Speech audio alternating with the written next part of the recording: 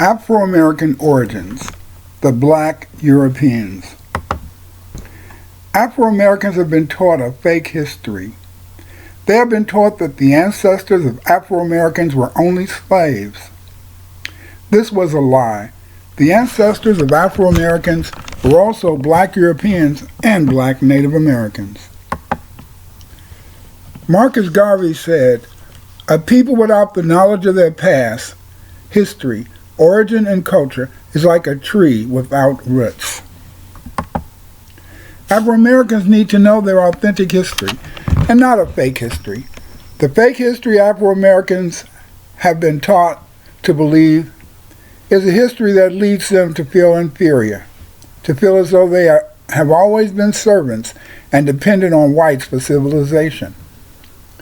This is false.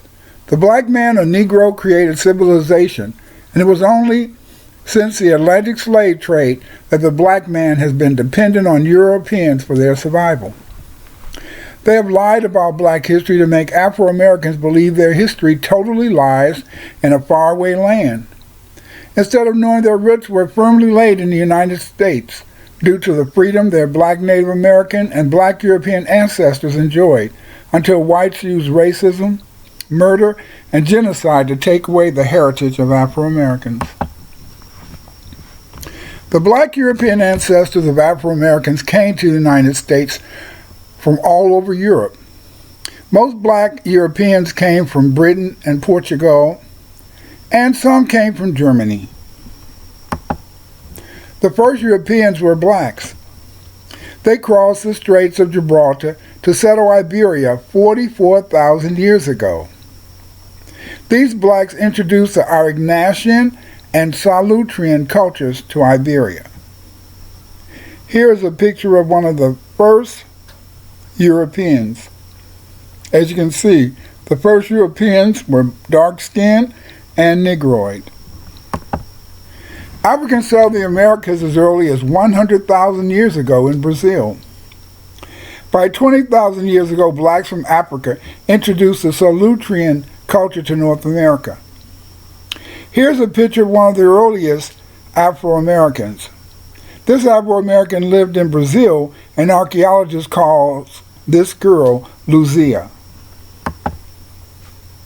The Romans report that when they arrived in Britain, many of the Celts were blacks. Here's a picture of the so-called Bengal lady, surrounded by her subjects. Here you can see that the Bengal lady was a very high and influential elite.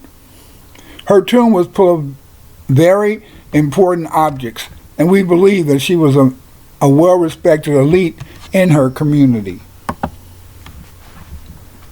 The European ancestors of the Afro-Americans were descendants of the black Celts and Moors that had lived in the British Isles for thousands of years. Other black European ancestors of Afro-Americans were Dutch and Portuguese.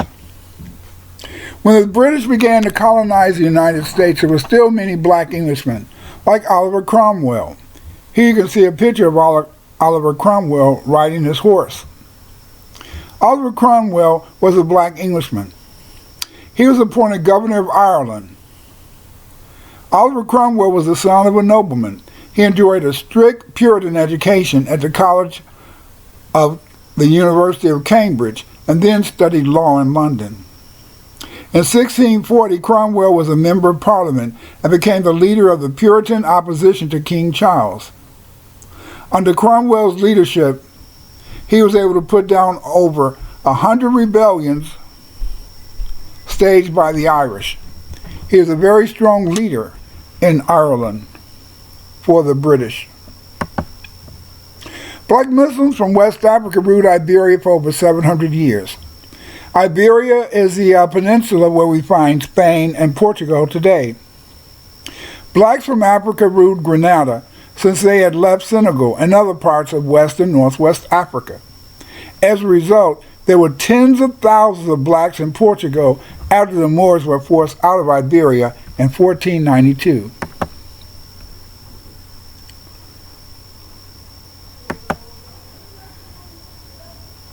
This is a painting of the Moors leaving Iberia in 1492 AD.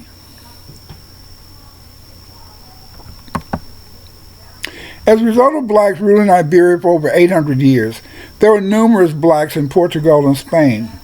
Here's a street scene in Lisbon, Portugal. Note the black Portuguese who were in many cases elites, while other black Portuguese were commoners.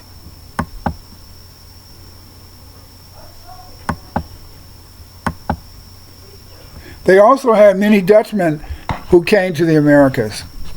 There are many black Dutchmen. For example, here we can see poet and playwright John Vos and the scientist Ethne van Leeuwenhoek. There were many famous Dutch black Europeans. As a result, many free blacks settled New Amsterdam, which later became New York City. Here we see other black Dutchmen. Many black Dutchmen came to the United States. In 1603, Matthew da Costa, a free black explorer, guided the French through parts of Canada and the Lake Champlain region of what is now New York State. Another famous black Dutchman was John Rodriguez. John Rodriguez was a free black sailor working for Dutch merchants. In 1612, he was left behind on Manhattan Island to establish trade with the local native population. Here you can see some of the black Europeans that lived in Amsterdam.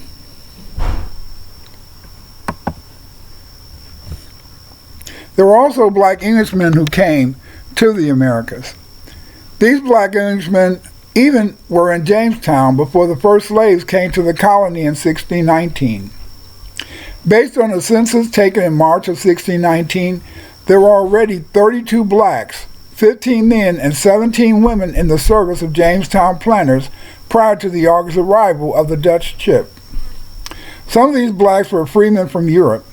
In 1624, John Phillips, a Negro christened in England 12 years since, testified against a white man. Most of these blacks who were living in Jamestown were indentured servants. Indentured servants usually had to serve a number of years before they were given 50 acres of land of their own where they could become independent businessmen. Here we see colonial blacks. Note the black militiaman in the picture on the left, walking with some of the other Jamestown residents. We also sort of see a scene of some of the blacks who worked in some of the early colonial villages in New England.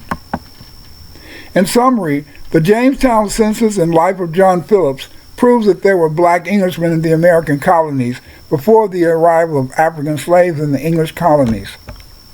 It is a shame that for all these many years, people have been taught that the first blacks came to America in 1619 as slaves. As you can see, this is false.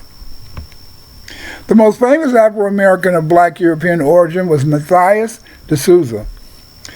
Matthias de Souza came to the United States as an indentured servant. De Souza came from Britain. He was the only black person to serve in the colonial Maryland legislature.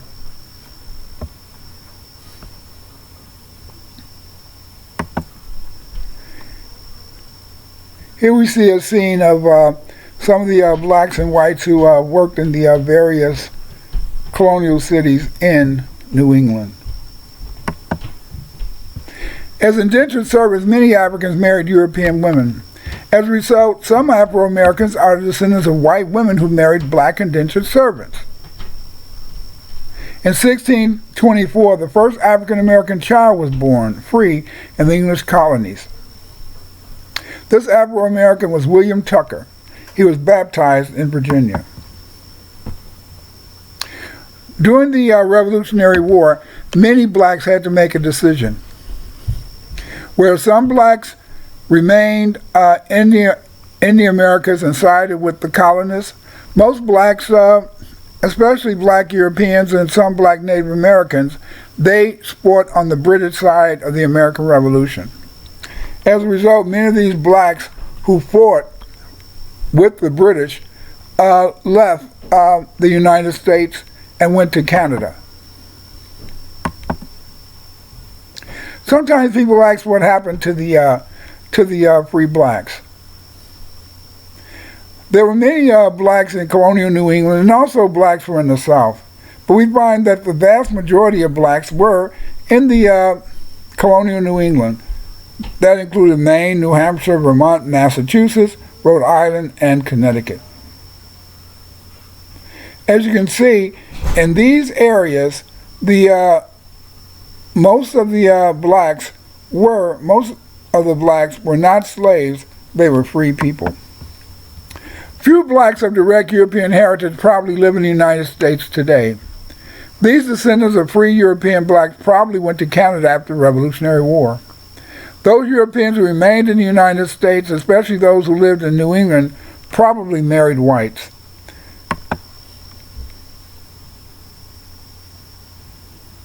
Here we can see some of the slaves from New Orleans. And this would be pretty much the way some of the slaves would have been in the rest of the United States. Some were very dark, so you could see their clear African heritage, whereas others were very light-skinned and could pass for whites. We will never be able to account for the ancestry of the Afro-Americans who came from Europe, because over time most of them became whites. For example, in 1850, while 83 out of every 1,000 slaves was a mixed race, 581 out of every 1,000 free Afro-Americans, or 58%, were mulattoes. Given the evident high rate of intermarriage between blacks and whites in the North, free Afro-Americans of European descent could have easily numbered 20%. It is obvious that the vast majority of the Afro-American freemen in New England would have been black Europeans. Most of these blacks lived in New England and over time joined the white race. This is obvious if you look at the number of mulattoes that were free blacks.